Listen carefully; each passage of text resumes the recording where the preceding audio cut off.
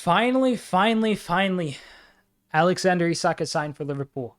£130 million transfer record in the Premier League. And Fabrizio has confirmed it with the here we go. I just quickly want to talk about the deal, what it means for Liverpool.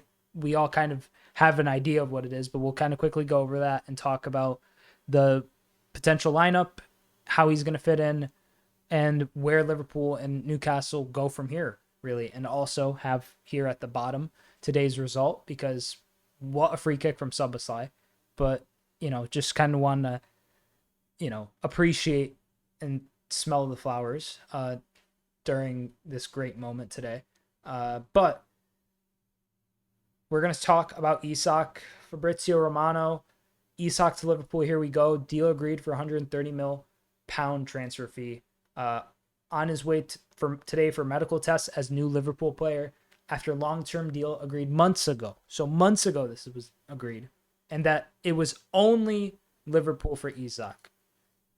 It's, I want to get a couple of things out the way in terms of my condolences to Newcastle fans with how commiserations really with how it all kind of unfolded, because it was a nasty breakup. That's what it was. It maybe I require that to get through, but I've seen it happen where a player wants out of a club, with my own club, with Suarez, Coutinho, for a period of time. Like when Wijnaldum left, I believe either on a free or when he was sold.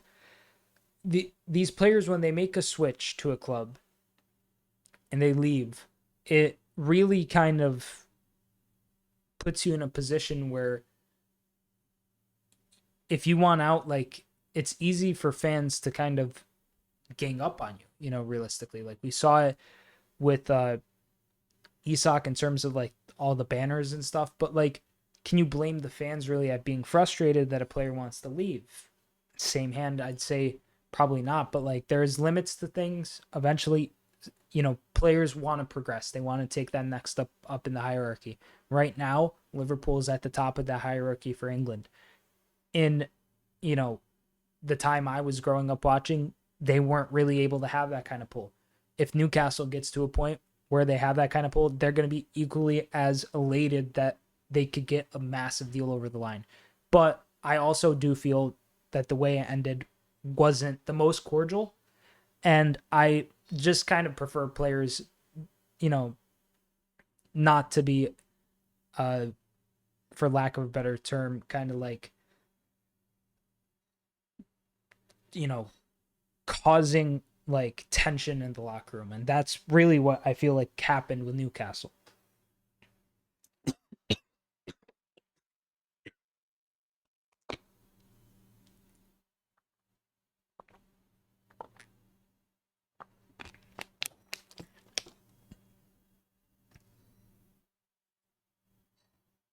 On top of this, Fabrizio, I believe he wrote something about, Liverpool are pushing now to sign both Alexander Isak and Marc Guehi before Monday's deadline. Negotiations proceed, waiting for next steps from Newcastle and Crystal Palace on fee/replacements. Joe Gomez to AC Milan also likely exit if the defender approves the move. I hope we keep Joe Gomez. 100%.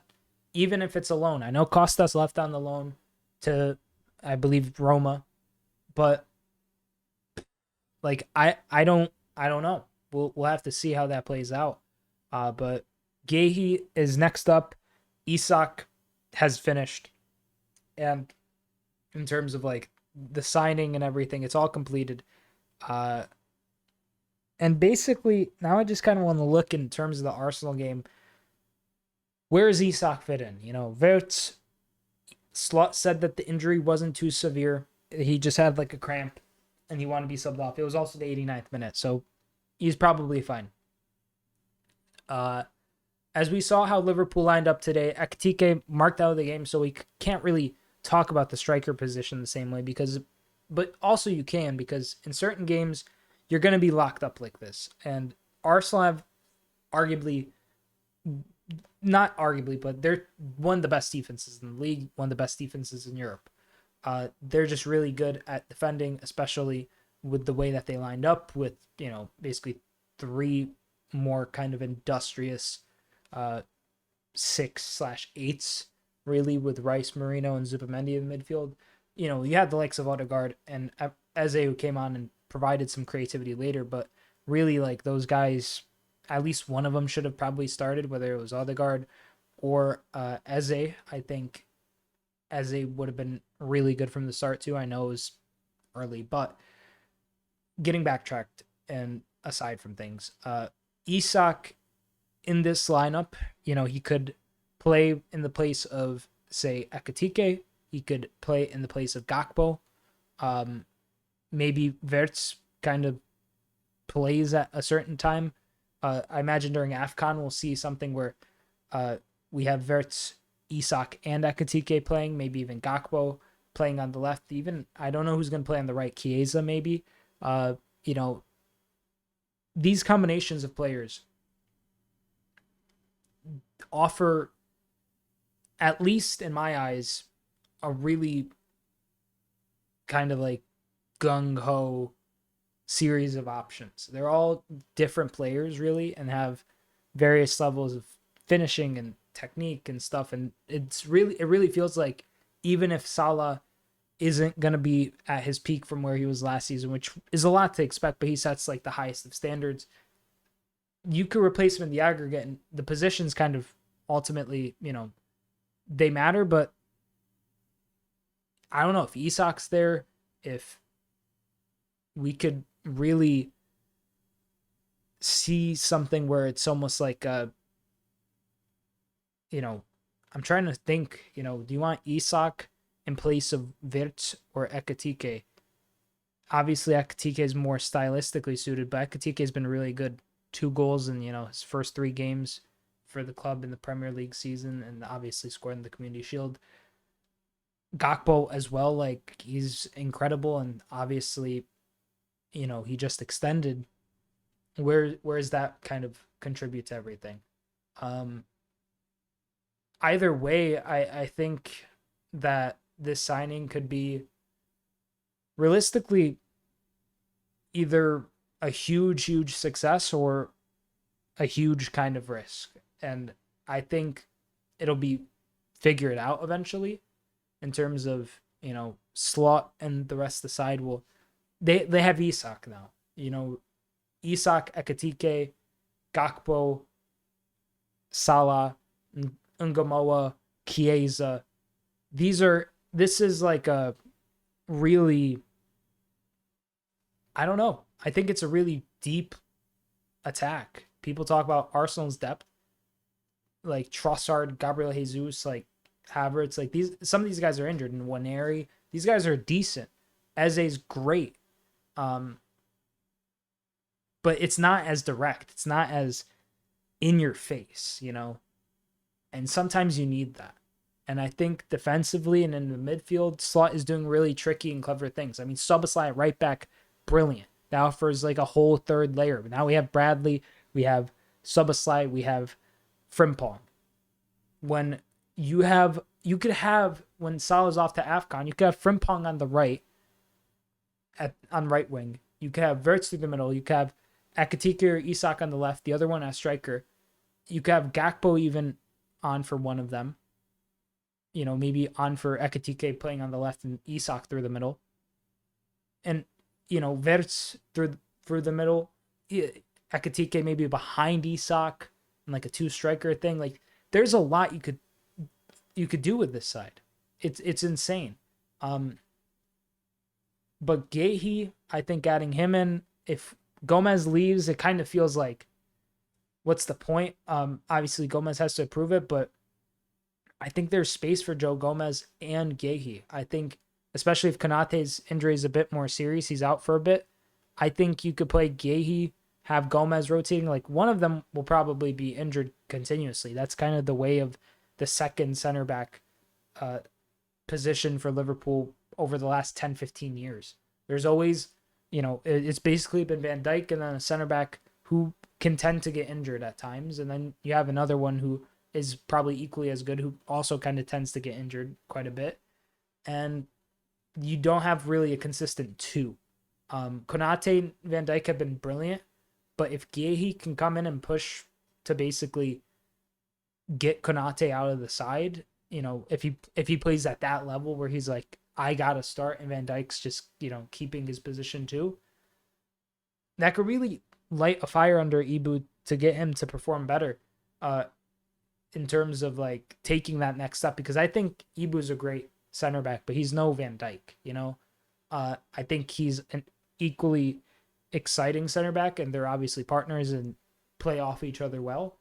But Van Dijk has been like a colossus of the Premier League. Ibu, to get there, needs a couple more trophies, I think, and more consistency in his game, because one week it's really really good and the other week it's like not so great. Not to single him out, the whole squad could use improvement.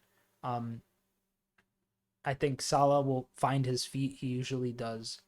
um and yeah, I just think that besides this, I want maybe a midfielder added in. Obviously, we have Jones, Endo, really talented midfielders. I think one more guy through the middle. You have Harvey if he stays.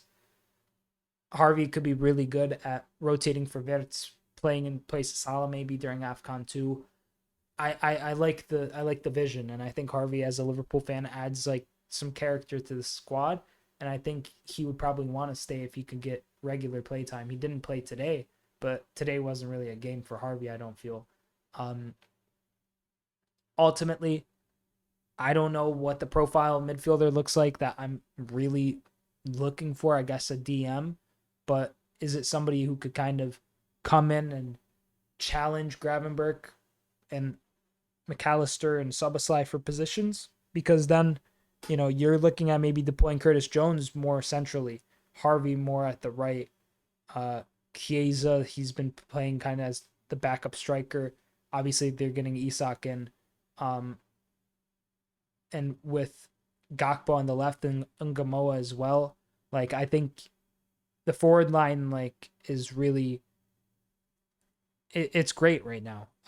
So one more player could allow Curtis to be more of like a forward pressing kind of attacking mid, and I think that could be closer to the type of player he is. But like a pure destroyer, I don't know who's out in the market that would fit the profile, or if Liverpool has somebody that they're really looking after that's maybe a deadline day deal as well. Just get Isak and Guehi done, and you sign some kind of like obscure. Like, I want another Endo. That's what I want. I want another player who's like similar to Endo, who's a bit younger. Because if Endo was younger, I think this whole squad would be like a lot more energetic. He is not like super super old, but he is actually 32. Yeah, he's basically just a vet.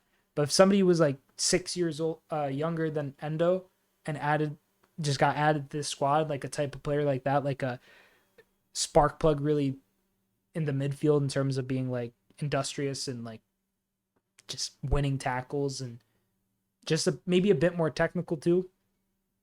I would love that. I really would. Um, but yeah, besides that, I don't really know what to say. Isak is a done deal, as we've seen. And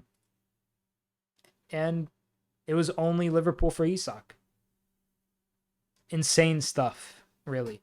Hope you guys enjoyed. Subscribe if you're new, like if you enjoyed the video, and comment down below with your thoughts on Isak signing for Liverpool.